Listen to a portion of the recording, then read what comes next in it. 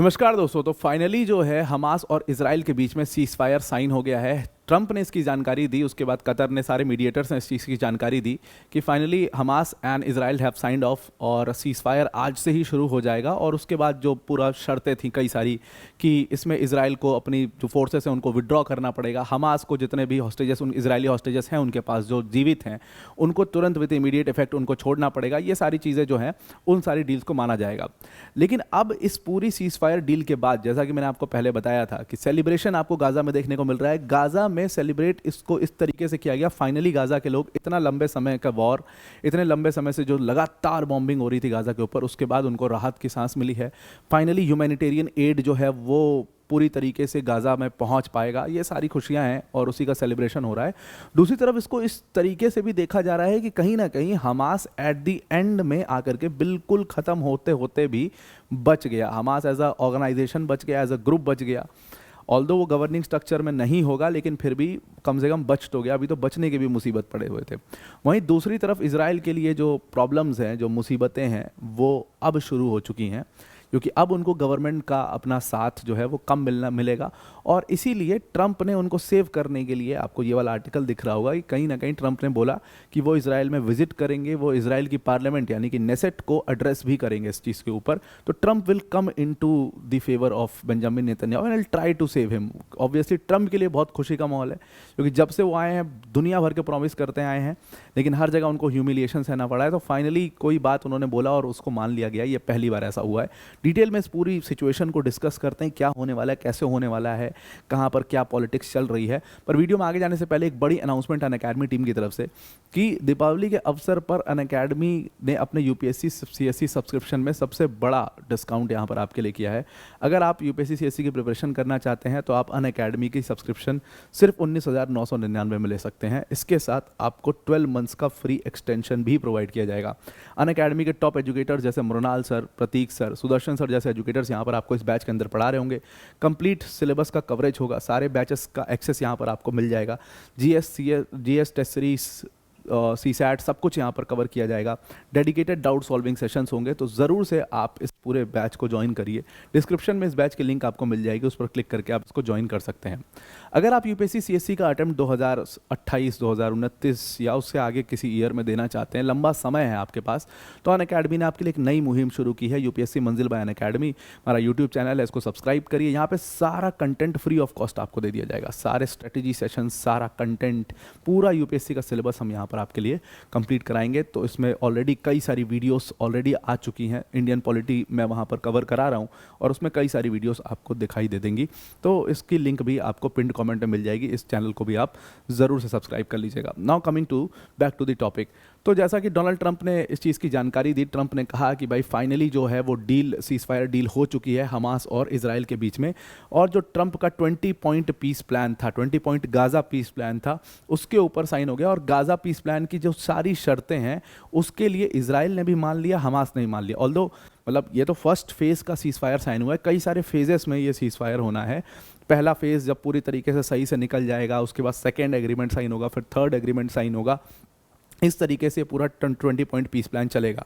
तो इन्होंने उसके फर्स्ट फेज पर साइन कर लिया, यानी कि जो सीज फायर है वो आज से इन इफेक्ट आ जाएगा और आज से ही सीज फायर शुरू हो जाएगा। बॉम्बिंग्स रुक जाएगी, अटैक्स रुक जाएंगे पूरी तरीके से और ह्यूमैनिटेरियन एड को भी जाने दिया जाएगा। मतलब आज से मंडे के बीच में आपको ह्यूमैनिटेरियन एड भी जाते हुए मिलेगा, हॉस्टेजेस का रिलीज़ और ये सारे प्रोग्राम्स जो हैं वो शुरू हो जाएंगे यहाँ पर। और अब ये कैप्टिव्स का एक्सचेंज, इन्होंने, ट्रंप ने ये बात बोली ऑल्दो, लेकिन ट्रंप के ऊपर भरोसा लोगों को कम है। ट्रंप बहुत बार ऐसा क्लेम करते हुए हैं कि अब सीज फायर हो गया, अब हो गया, अब हो गया, और हर बार उनको ह्यूमिलिएशन झेलना पड़ता है। ट्रंप के लिए भी ये एक बहुत बड़ी साख थी कि मतलब किसी तरीके से ये सीज फायर हो जाए, क्योंकि उनकी कहीं ना कहीं ईगो जो उनका था वो पूरी तरीके से इसमें लगा हुआ था और बहुत ह्यूमिलिएशन ट्रंप को सहना पड़ता। तो finally he is very very happy. अब इसी चीज़ को कंफर्म किया सारे मीडिएटर्स ने। अगर मीडिएटर्स में देखा जाए तो सबसे ज़्यादा नुकसान इसमें जिस मीडिएटर का हुआ वो कतर का हुआ है। कतर ने शुरू से ही हमास को सपोर्ट किया। हमास के सारे टॉप लीडरशिप कतर में रह रही थी, सब कुछ, इस्माइल हानिया वनिया सब एक टाइम पर रह रहे थे। पूरा मतलब एकदम जमावड़ा लगा हुआ था कतर में। और फाइनली इजराइल ने, आपको पता है, कतर के ऊपर अटैक किया।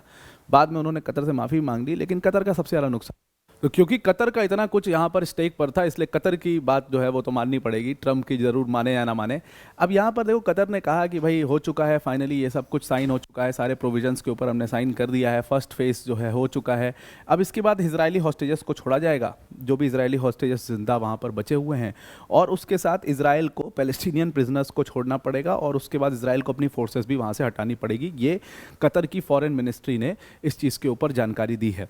अब ट्रंप का तुरंत जैसे ही ये चीज़ बाहर आई, ट्रंप ने कहा कि साइन ऑफ हो चुका है, अग्रीमेंट हो चुका है, ये सारी बातें ट्रंप ने अच्छी अच्छी की। उसके बाद ट्रंप ने बोला कि अब वो फाइनली जो है वो मिडिल ईस्ट ट्रेवल कर पाएंगे, और प्रोबेबली संडे तक वो मिडिल ईस्ट में होंगे, क्योंकि ट्रंप के लिए भी एक फोटो पिक्चर मूवमेंट होगा कि भाई सारे हॉस्टेजेस को छोड़ा जा रहा है। उसी समय पर ट्रंप भी पहुंचे हुए हैं, और ट्रंप पूरी तरीके से उसको अपनी विक्ट्री दिखाएंगे। जैसे आपने देखा हुआ, ट्रंप जो ऐसे मौके हैं उनको बुलाने में कभी देर नहीं करते। जैसे उनके ऊपर जब फायरिंग हुई थी, मतलब एक असैसिनेशन अटेम्प्ट हुआ था, ट्रंप पूरा सामने आगे कैमरा के और पूरा अपना जो भौकाल है उसको जमा रहे थे। तो उनके लिए एक बहुत ही अच्छा मोमेंट है, क्योंकि इसकी मतलब इंतज़ार वो कई समय से, बहुत समय से कर रहे थे।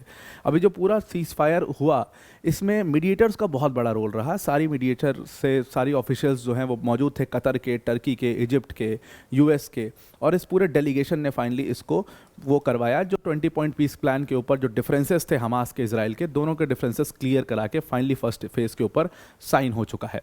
लेकिन ये साइन के बाद अब जो मुसीबतें हैं वो बेंजामिन नेतन्याहू के लिए शुरू हो रही है। बेंजामिन नेतन्याहू की मुसीबतें यहाँ से स्टार्ट होती है।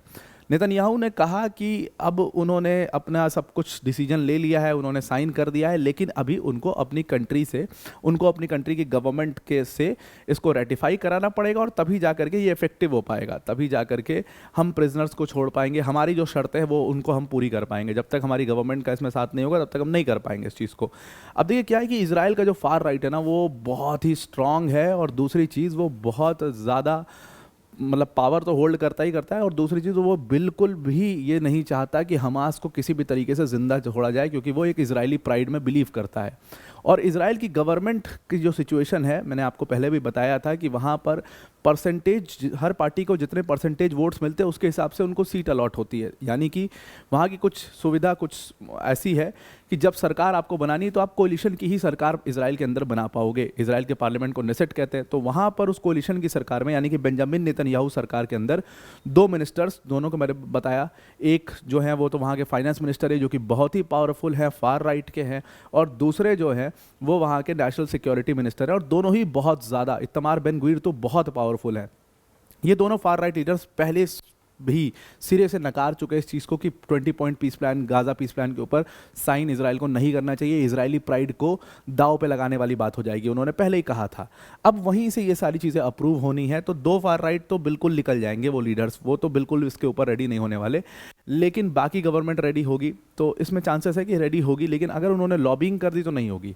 और अगर रेडी हो भी गए तो कहीं ना कहीं ये मतलब बेंजामिन नेतन्याहू के पॉलिटिकल करियर का अंत हो जाएगा। तो उनकी मुसीबतें तो अब स्टार्ट हो रही है। प्रोटेस्ट ऑलरेडी शुरू हो चुका है। आप देखो कि लोग जो है प्ले कार्ड्स लेकर के आ चुके हैं कि इजरायली प्राइड को बेंजामिन नेतन्याहू ने नीचा दिखाया है, और नेतन्याहू को ये करना पड़ा क्योंकि उनके ऊपर बहुत ज़्यादा इमेंस प्रेशर था।